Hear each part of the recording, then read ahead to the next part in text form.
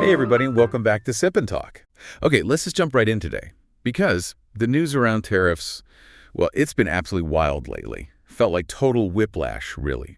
Shifting day by day. One of our sources actually used that exact word, whiplash. No. So our mission here, in this deep dive is to try and cut through some of that noise.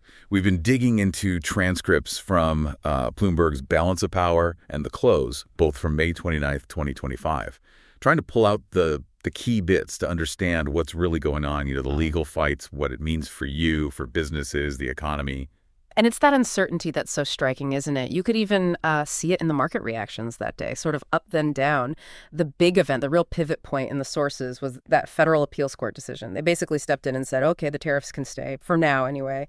And that came right on the heels of a lower court saying, nope, these are illegal. Okay, yeah, let's unpack that legal fight because, wow, everything seems to hinge on it. So first you had the U.S. Court of International Trade. They ruled that tariffs were not legal, full stop. They even gave the administration, 10 days? 10 days, yeah, to start winding them down. But then, like you said, bam. Yeah. The federal appeals court jumps in, issues this. Administrative stay? Is that the term? That's the one. An administrative stay basically pauses the lower court's order. Right. Saying that tariffs can stand for now while they review the whole thing. It's pretty dramatic stuff. Real-time legal drama. And understanding why that lower court said illegal is, well, it's crucial. The argument, which came from Oregon's AG, Dan Rayfield, leading a bunch of states, was that the president basically misused his emergency power. Emergency power. Specifically, the International Emergency Economic Powers Act, IEPA. Okay. Now, look, presidents have had tariff powers forever under Title 19 of the U.S. Code. That's the normal trade law route. But Rayfield argued, and the sources highlighted this was the first time a president used IEPA. The Emergency Act. For these kinds of broad tariffs. And the argument is, well, they used IEPA to sort of creatively skirt Title 19. Skirt it how? Why? Because Title 19 has, safeguards built in. Things like needing investigations, proof of harm, limits on how big or long the tariffs can be, stuff like that. Protections that IEPA, being a broader emergency power, maybe doesn't have in the same specific way for trade. Ah, okay. So the claim is they went around the specific trade rules by using a general emergency law. That's the essence of it. Bypassing the limits in the specific law by using a different, broader one. Wow. Okay, that's a really interesting distinction. It's not just if tariffs, but how. Yeah. And the administration's reaction, it was pretty strong, wasn't it? Oh, yeah. Very pointed. We heard the White House press secretary defending the president's reasoning, called it legally sound and grounded in common sense. Standard stuff, maybe. But then Peter Navarro, he really went after the judges, didn't he? He did. Accused them of, quote, brazenly abuse their power. Said they should have no role in these presidential decisions. Yeah, I remember that quote. Something about a troubling and dangerous trend of unelected judges inserting themselves. Strong words. And, that attack itself became part of the story. The Oregon AG, Rayfield, fired back, said that kind of attack on an independent judiciary is what's really more troubling and unsettling. A cornerstone of democracy, right? Judges applying the law. Exactly. That's their job. And the interesting twist the source pointed out. That's that? The irony. 2 of the 3 judges on that lower court panel, Republican appointees. Oh, really? One by Trump, one by Reagan, which suggests, this wasn't just pure politics. It was about interpreting the law, the statute itself. Okay, so the appeals court in D.C., the federal circuit, put things on pause. What happens next? Where does the case actually go from here? Well, that stay, that pause, it just freezes things. It buys time, gives the appeals court breathing room to really dig into the arguments from both sides. It's complex stuff, and the expectation, you heard this from basically everyone quoted in the sources. Supreme Court. Yep. Seems very likely this is headed for the Supreme Court. Because this question, about how far presidential power goes under IEPA, that's bigger than just these specific tariffs. It could set a major precedent. Right. Okay, so the legal gears are grinding, likely heading upwards. But let's shift gears a bit. Let's talk about the real-world impact. What does all this fighting, this uncertainty mean for the economy, for businesses, for you listening? Yeah, the big thing is just that word again, uncertainty. It throws a huge wrench into planning. Think about the money. If these tariffs eventually get struck down for good, huge budget hole. We saw figures thrown around like potentially a $2 trillion cut over 10 years if the whole policy goes. It's a trillion. Wow. Even just the specific tariffs, in that initial case, that was pegged at maybe $700 billion. Still a massive number. And then there was talk of this potential universal 10% tariff. If that stood alongside others, you're back up to maybe $2 trillion over a decade again. And why does that number matter so much, besides being huge? Well, because Congress was actually kind of counting on that money. They'd factored tariff revenue into their budget math, potentially for spending bills. Right. There was mention of a big, beautiful bill, whatever that means. Right. So if the money might disappear. Exactly. The math gets messy. Congresswoman Malliotakis was quoted saying it perfectly. Businesses, Congress, they need certainty, predictability. And right now, they have neither. Yeah. You can imagine for companies, how do you make plans? Sourcing, pricing, if the cost of goods could just change dramatically based on a court ruling? It's incredibly difficult. And we saw concrete examples in the sources, right? Best Buy. Yep, Best Buy lowered its outlook, specifically blamed the impact of tariffs. They even admitted to tariff-laden price increases, passing it on. And Burlington Coat Factory was mentioned too. Similar boat. Similar issues, yeah. Businesses are really scrambling to figure out strategy when the ground keeps shifting. And of course, that flows right down to you, the consumer. There was some interesting KPMG data mentioned. It showed consumers are really in tune with the disruption. They feel it. How are they reacting? Well, they're getting cautious, less willing to take on debt, apparently. They're weighing on major purchases. Being very selective, the report said. Really looking for deals. Value is king right now. Makes sense. People get nervous. And here's a fascinating bit. Some consumers, I think it was 17% for cars, are actually pulling forward their purchases. Meaning buying sooner. Yeah, buying now because they're worried tariffs will make things even more expensive down the road. And you mentioned the markets earlier. That volatility reflects this too, doesn't it? Like the day the news broke, there was maybe a quick jump, then it faded. Exactly. Continued choppiness. The advice we saw for investors was basically, don't try to time this day-to-day stuff. Focus on the bigger picture, the long-term trends, because the short term is just too unpredictable with these legal headlines flying around.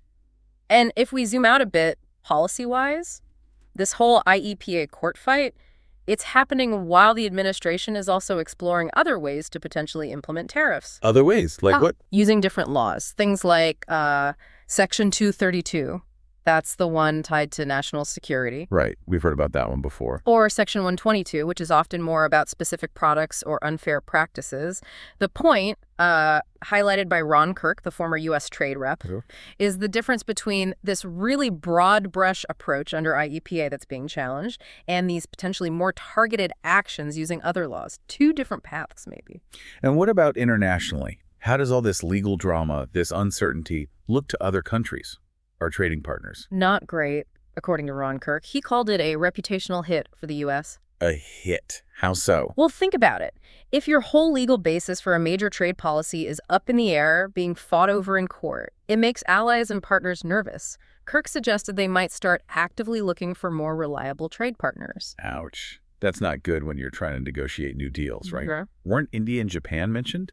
Exactly. Trying to cut deals with India, Japan, while this cloud of uncertainty hangs over your existing policies. It just complicates everything.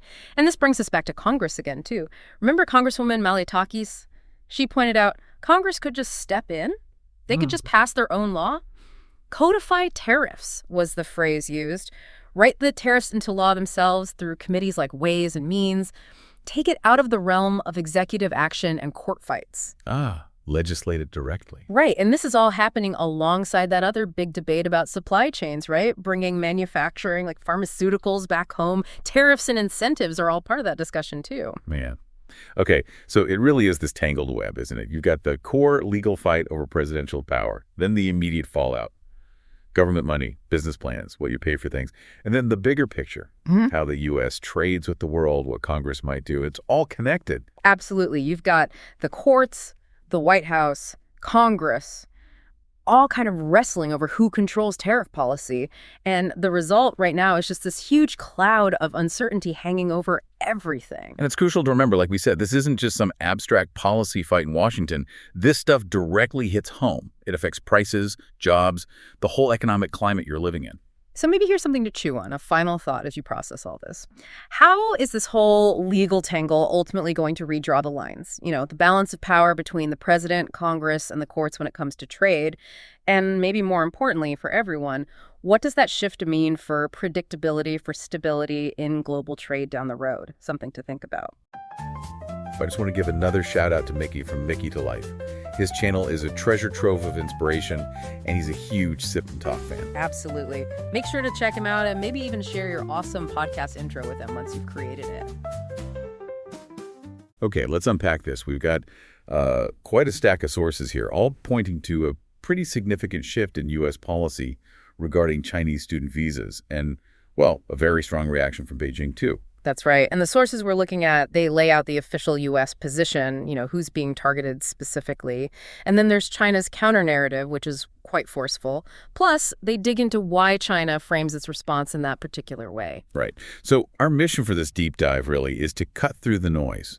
We want to understand exactly what this U.S. policy is, the reasons behind it, how China's pushing back, the potential fallout for the U.S., and maybe the most interesting part, what's really behind China's claims of discrimination. Exactly. And we'll be sticking just to the information in these sources, looking at it from, multiple angles.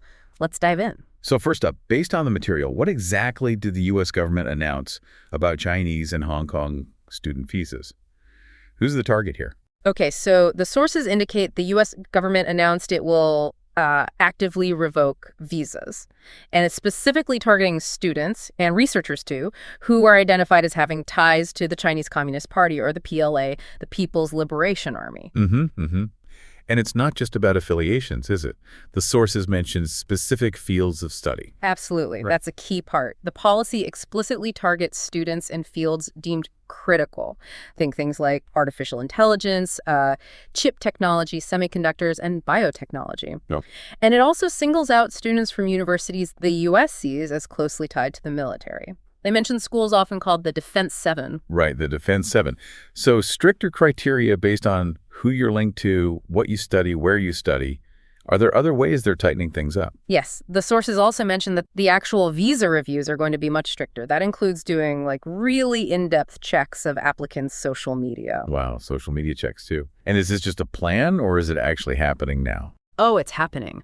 The sources report the U.S. has already canceled visas for over 1,000 Chinese citizens under this policy, primarily students and researchers. Already over 1,000. Right. So what's the reason the U.S. is giving for these steps? What's the security concern they're citing in these documents?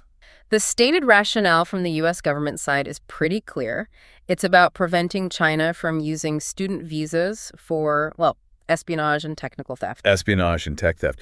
Do the sources give any, concrete examples of this? They do. There's one example cited from October 2024. The U.S. prosecuted 5 Chinese citizens who were actually on student visas. The allegation was that they were filming military exercises near a U.S. base in Michigan. This was seen as suspected intelligence gathering. Filming military exercises. Okay, that's specific. Anything else on the intelligence front mentioned? Yeah, there's mention of U.S. intelligence sources saying that over 1,000 Chinese researchers have already had their visas revoked or just left the country because they apparently concealed their ties to the Chinese military when they applied. Okay, so that covers the U.S. perspective, the policy details, the security reasons given in the sources. How did China react to all this? Well, China's reaction has been very strong and very public. The Ministry of Foreign Affairs, according to these reports, issued a strong condemnation. Strong condemnation. And they used some really pointed language, didn't they? They really did. They called the policy political persecution and racial discrimination. Wow. Yeah. They frame it as a serious violation of the human rights of Chinese students. The sources also mention that China's embassy in the U.S. has lodged formal protests, not just about the policy itself, but also specifically about how U.S. Customs has been treating some Chinese students, things like interrogations, even repatriations. They're urging the U.S. to stop these wrong practices. So China's pushing back really hard, framing it as discrimination and a rights issue, not just disagreeing with the policy's security justification. Exactly. It's a direct challenge to the U.S. narrative. Okay, let's shift gears a bit then, thinking about the consequences. What did the sources say about the potential impact of this, especially for the United States? Right. Let's look at the potential real-world effects mentioned. First off, what do the numbers tell us? How many Chinese students are actually in the U.S.? The sources consistently highlight that Chinese students are the largest group of international students here. In the 2023-2024 academic year, the figure cited is around 277,000. 277,000. That's a huge number. And what about their economic contribution? That must be significant. Oh, absolutely. International students overall, and remember, China and India together made up 54% in 2023, contributed over $50 billion to the U.S. economy that year. $50 billion. Wow. And one source breaks it down further, estimating that Chinese students alone contributed over $44 billion in the 2023-2024 year. $44 billion just from Chinese students. That really highlights their economic impact. It really does. So you can see how limiting this group could have an economic cost. Right. What kind of costs are suggested? Well, the sources suggest potential negative impacts on U.S. universities, which often rely heavily on international tuition fees, also on research institutions, and possibly the wider economy. There are concerns raised that it might weaken the U.S. Okay, now here's where it gets, I think, really interesting. Something that jumps out is China's very consistent use of that phrase racial discrimination when they react to policies like this one.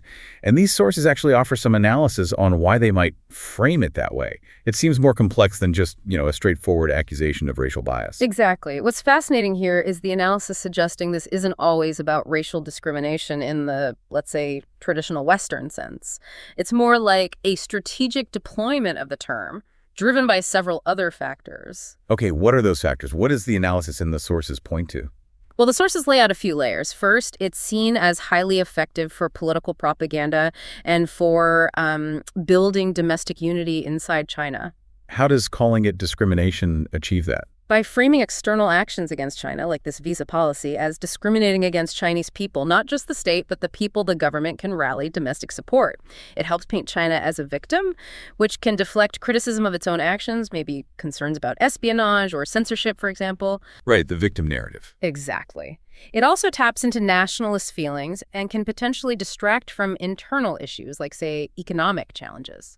Okay, so that's one layer. Mobilizing support at home. What else? Second, the sources point out that China's official messaging tends to deliberately blur the lines between criticism of the CCP regime and criticism of the Chinese people or the nation. So if another country is worried about the government's actions, China spins it as being hostile to all Chinese people. Precisely. The sources give examples. If a country accuses China of espionage, the response might be framed like, you're suspicious of all Chinese people, and that's racial discrimination.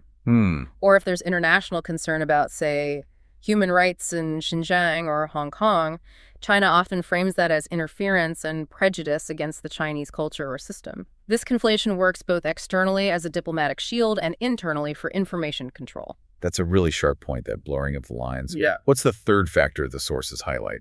And third, the sources talk about a kind of mixing of language and concepts.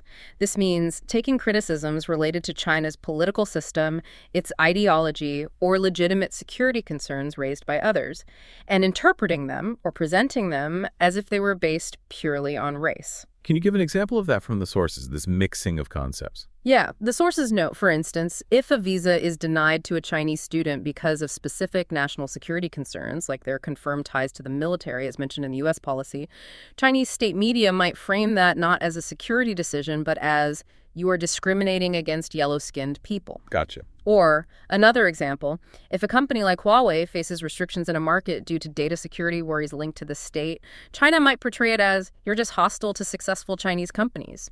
It strategically shifts the focus away from policy or security onto race or national identity. So it sounds like, based on this analysis, it's less about a literal definition of racial bias in every case, and more about using the language of discrimination strategically, leveraging that powerful emotional impact for political and diplomatic goals. That's exactly the analysis presented in these sources, yes. It's about mobilizing support, tapping into historical narratives, activating national pride, all to bolster Beijing's position and put pressure on other countries. Okay, so let's try and pull this all together. What does this deep dive into the sources really tell us? On one hand, we've got the U.S. implementing this targeted visa policy, and they're citing national security, worries about tech theft, as their justification. Right. And on the other hand, we see China's very strong reaction, framing it specifically as political persecution and racial discrimination. And according to the analysis in our sources, this framing isn't accidental. It serves clear strategic goals for Beijing, both at home and abroad. While they also, of course, point to the potential negative impacts on the U.S., the economic hit, the damage to its reputation. It's definitely a complex situation. You see how one action ripples outwards, affecting students, universities, the economy, and the whole U.S.-China relationship. Yeah, this deep dive really underscores how a single policy can be viewed through such different lenses. Each side, as presented in these sources, has its own logic, its own motivations, its own strategic narrative. It really makes you think, doesn't it, about how information is presented, especially in international affairs, and why certain words are chosen. When you hear these strong accusations like discrimination in these contexts, it seems worth asking, based on the information available. Is this purely about race? Or is it perhaps strategically chosen language connected to other political or security issues? And that raises a really important question for all of us, I think. How does understanding these different layers, the stated reasons, the potential impacts, the strategic framing, how does that help you better navigate and critically assess the information you encounter about these complex international disputes? Definitely something to mull over.